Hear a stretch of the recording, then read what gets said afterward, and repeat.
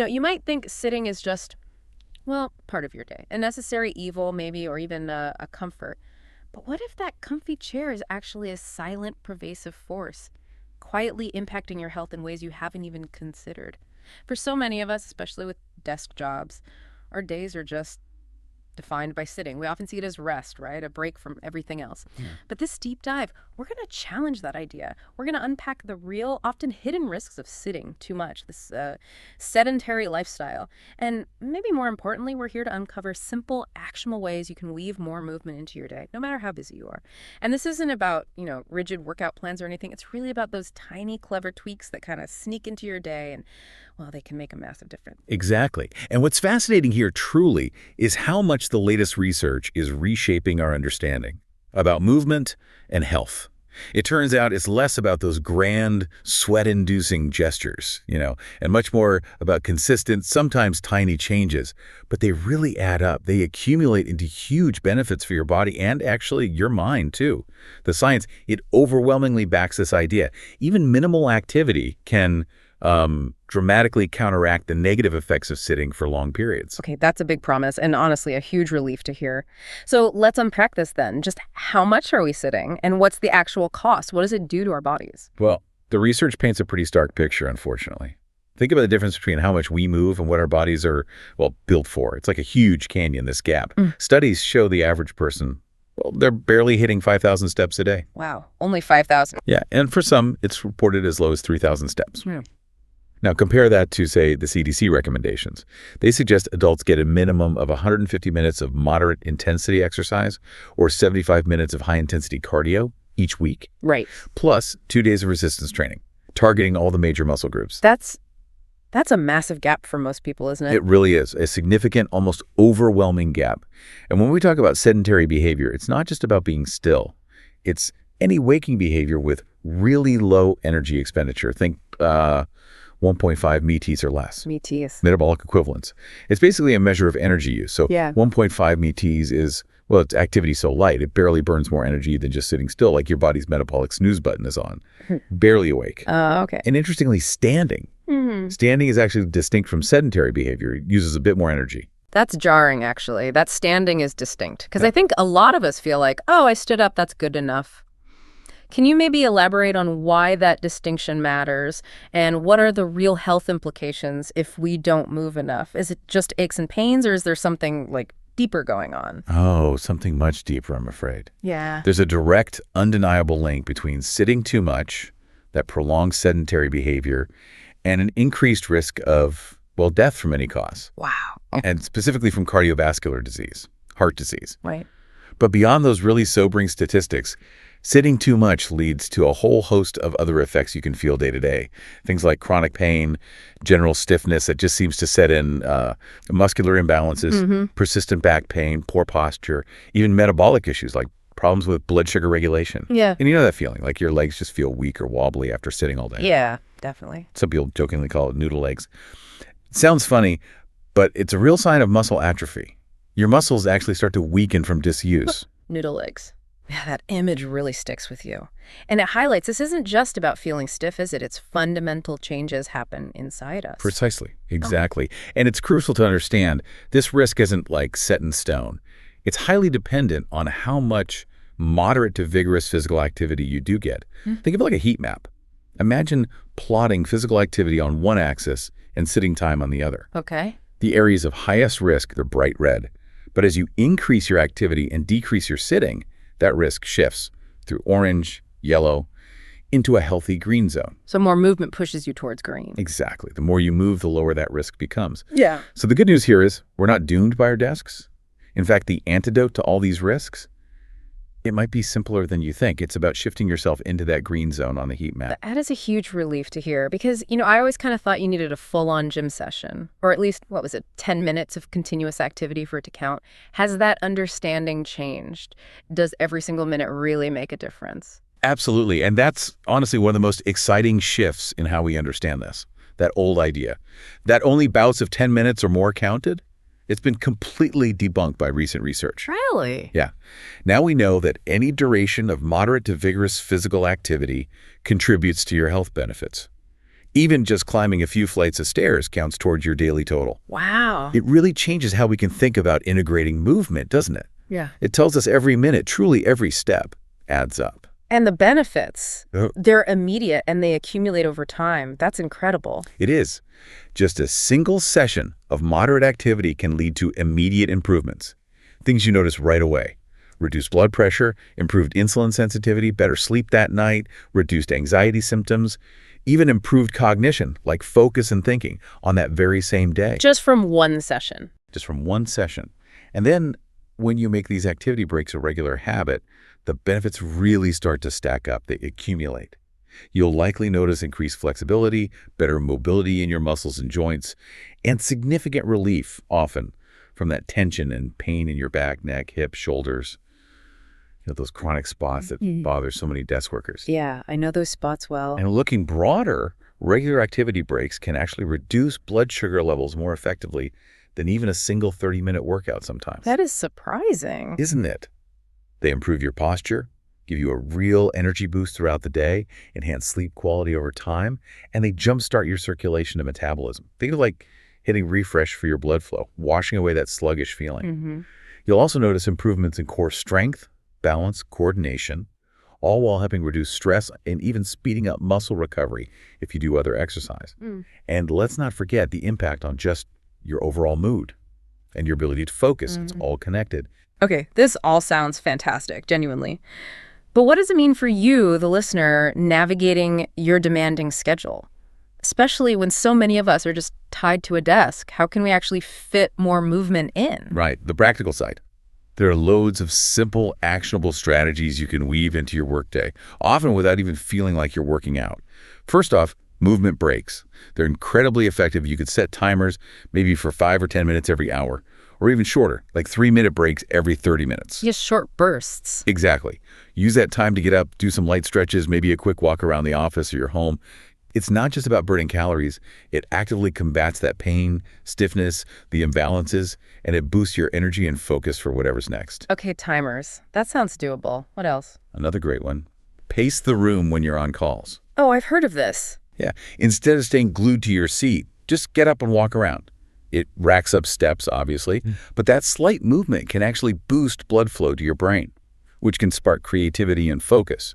So it's kind of a dual win for your health and your work. A win-win. I like that. Then there are movement workstations. Now, this depends on flexibility, but consider a standing or even a walking desk. Walking for, say, about an hour and 40 minutes to 2 hours at a walking desk. They can get you close to that 10,000 step goal. Whoa. But the key here, and this is important, is alternating between sitting and standing or sitting and walking. Right, because just standing still all day isn't great either. Exactly. Static standing all day isn't necessarily much better than static sitting. It can lead to different problems like leg or foot pain. But alternating positions, that's the sweet spot. It brings benefits like reduced risk of diseases, reduced mortality risk. You could even try something fun like using a weighted hula hoop for a few minutes while standing. Good for the core and hips. Hula hoop at the desk. Okay. What about meetings? Oh, walking meetings. Great idea. Pitch it for brainstorming sessions or maybe one-on-ones. Everyone can benefit from the movement, and like pacing on calls, it might just boost creativity. Good point. And stairs. Oh, absolutely. Take advantage of the stairs. Skipping the elevator is a fantastic example of what we call NEAT. Neat. Non-exercise activity thermogenesis. Basically, the energy burned for everything we do that isn't sleeping, eating, or sports-like exercise. Taking the stairs is a NEAT champion. Burns about 3 times as many calories as just standing or light walking. Great for cardio fitness, reduces disease risk. Simple, but powerful. Okay, stairs are definitely on my list now. Any other small tricks? Yeah, finally, just look for small ways to create more walking opportunities in your day. Need to talk to a coworker? Walk over instead of sending that email or instant message. Use a smaller water bottle. Means you have to get up more often to refill it. Clever, right? Huh. Park further away in the parking lot.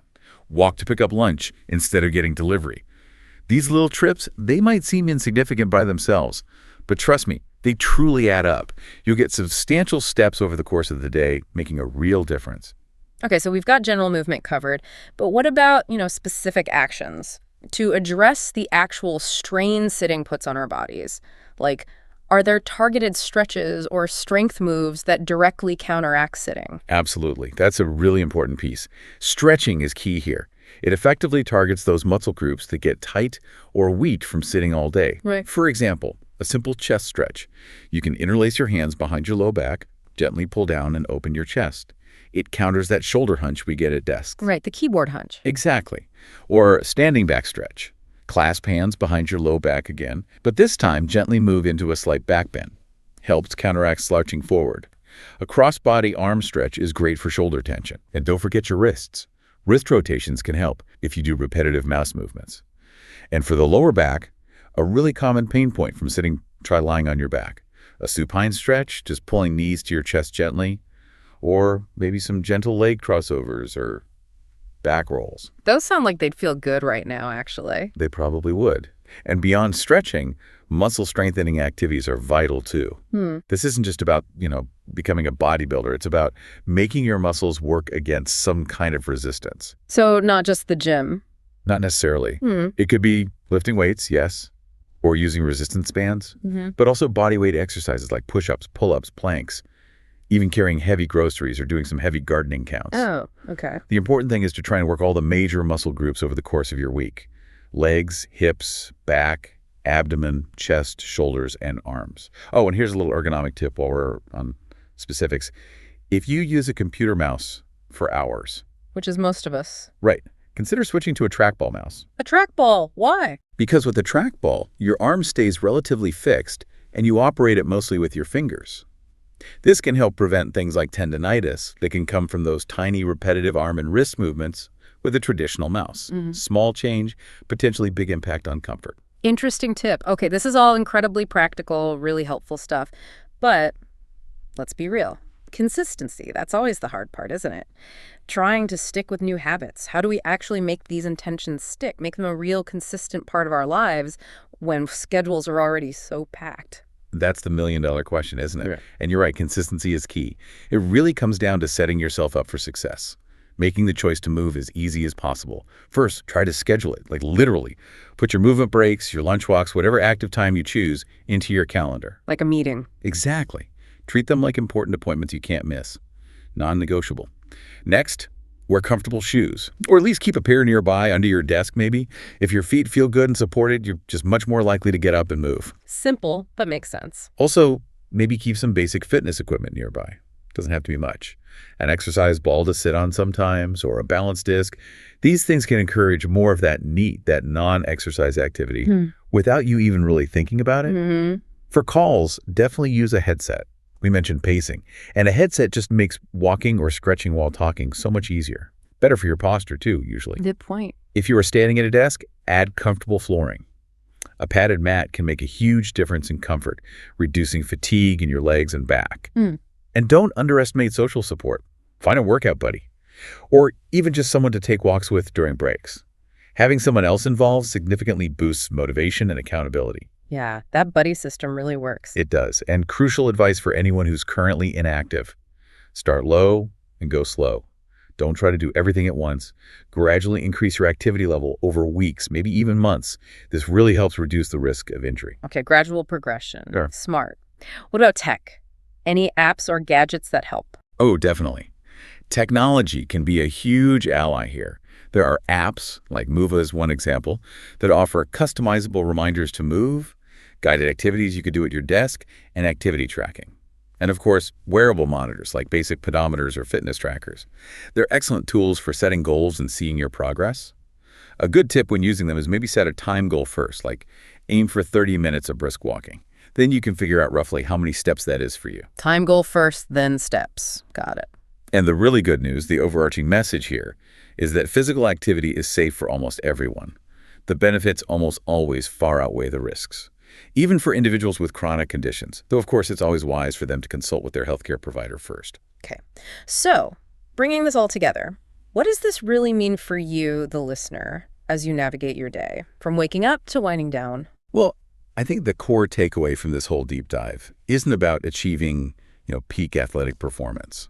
It's not about becoming a gym fanatic overnight. It's truly about consistent, intentional movement. Every single step you take, every stretch, every conscious decision you make to stand up or pace instead of sit, no matter how small it seems, it's an investment in your well-being. Mm-hmm. And the benefits, as we've seen, they go way beyond just the physical. They touch your mental clarity, your emotional balance, your focus, your energy, your overall quality of life. It's really about building a more vibrant, energetic you, just one intentional movement at a time. So maybe consider this as we wrap up. What's one tiny shift, just one single movement you can add to your day starting right now? What's that one small thing that could be the start, that ripple effect towards a more vibrant, more energetic you? Because this deep dive into movement, it doesn't really end here. For you, hopefully, it's just begun.